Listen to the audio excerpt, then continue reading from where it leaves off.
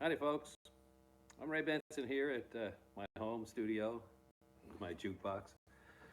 And I just want to thank all of the great teachers, because teachers can. How do I know?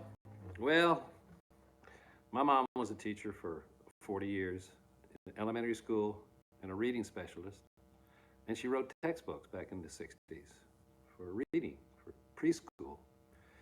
My sister just retired about 5 years ago from 38 years of teaching elementary education. And her husband, my brother-in-law, was a teacher, elementary school teacher for many years. My brother, my younger brother, is a professor at Northwestern Med School. I taught guitar for a while, but teachers, to me, are still the most important people in our country, period. I mean, think about it. You all don't need to think about it. You know what goes on in the classroom. More and more these days, parents trust the education and the upbringing of their children to our school teachers. And there's no better bunch to do it.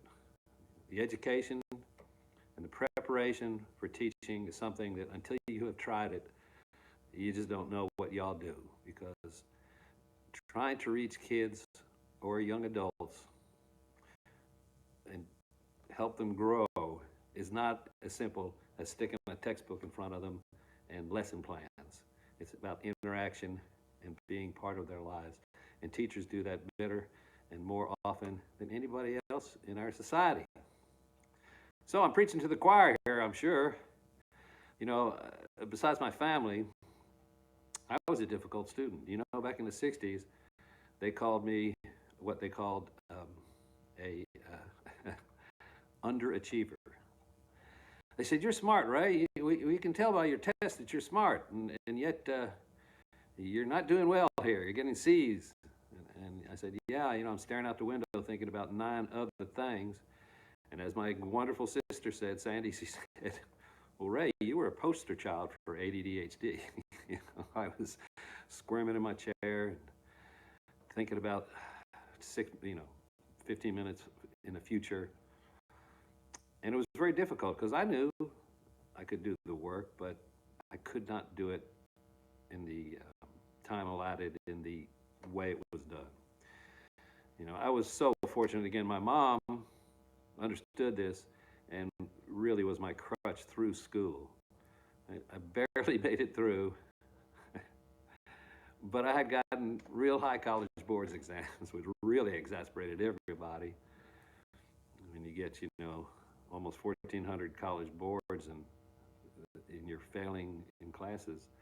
But it was because one size doesn't fit all, and that's another so important reason why our teachers are needed, because they're trained. You all are trained to understand this. Back then, it was down to the principal's office because I was an underachiever. I have 2 sons now in their 30s, and one of them inherited my ADD and barely made it out of high school, but has come on to run my studios, my business, and is a wonderful, intelligent, wonderful guy who couldn't make it in the current school system. He had a great teacher who, to the last days, got him his diploma because she understood. Alternative Learning Center, I think it was called, and they put him in that, and he was able to at least get the credits to get him out of high school. My other son was very much in tune to the program and graduated magna cum laude from St. Edward's. So who knows how it all works, but I do know that without teachers, none of my kids would have excelled at the rate that they did, and nor would I have. So I want to thank y'all, because it's at time a thankless job. At time you're putting up with the deficiencies of home life. You're putting up with the financial insecurities that kids bring to school with them. You deal with kids who perhaps are abused and are neglected, and their only solace and their only place that they can go is to school and the teachers, and you are the ones that are there to deal with this. My hat's off to all the great teachers and to Teacher Can, which is such a great, a great line because it's true.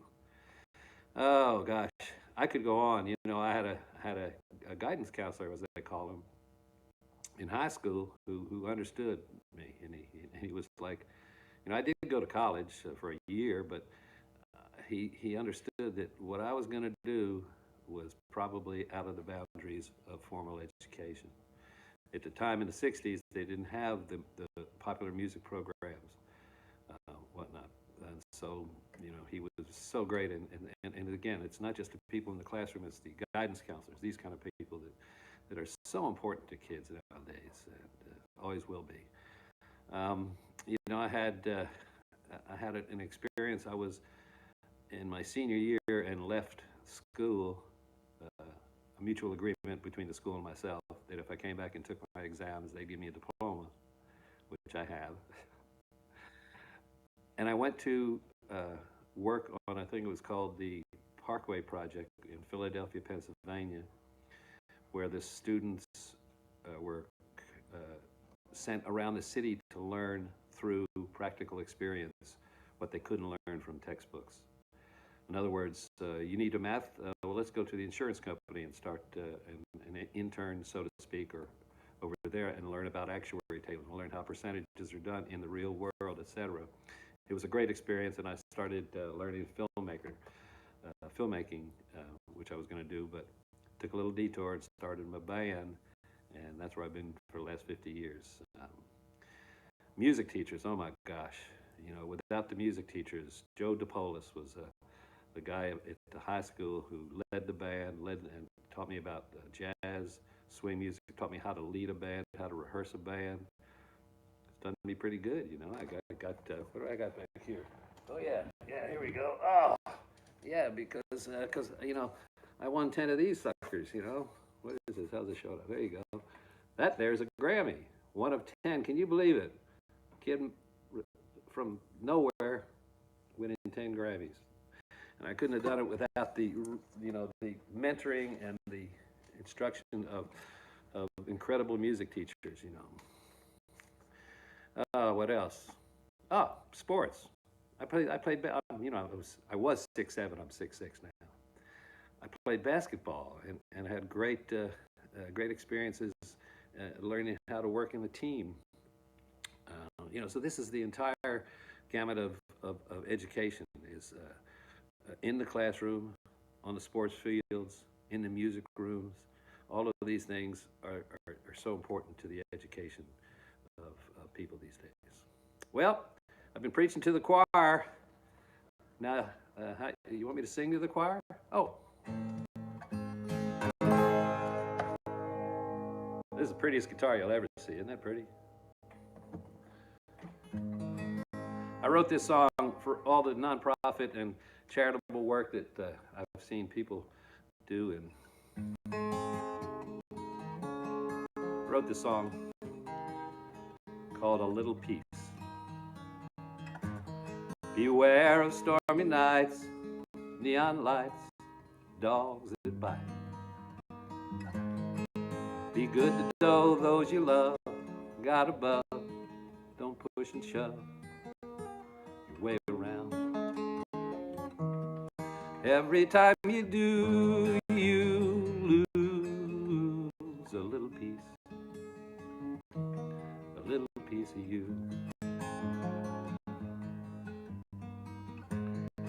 I met a man whose life was bitter and so full of strife.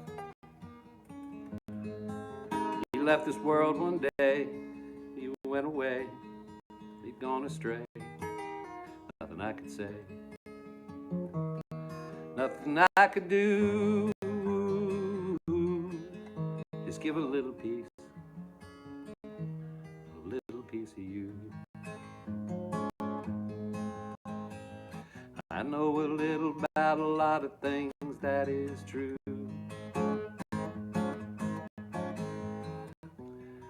What I know, what you give comes back to you.